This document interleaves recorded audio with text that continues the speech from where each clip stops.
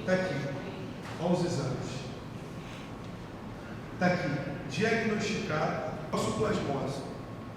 Ela ia perder a visão. Está aqui os exames. A médica falou que você ia ficar cego. Estava determinado, já constatou que você ia ficar cego. Você partiu, voltar, foi com uma decisão. Deus operou o milagre. Operou o milagre e tem operado até hoje. Estou recebendo agora as respostas da minha Espírito Santo até hoje. Graças a Deus. Ela partiu para voltar, ela estava revoltada com aquela situação. Ela não aceita ficar. O médico falou que eu estou cego, mas o meu Deus falou que ele cura. Então não aceito viver cego. Ela partiu para voltar, fez o voto dela. Deus curou. Hoje está vendo que é uma beleza. Amém?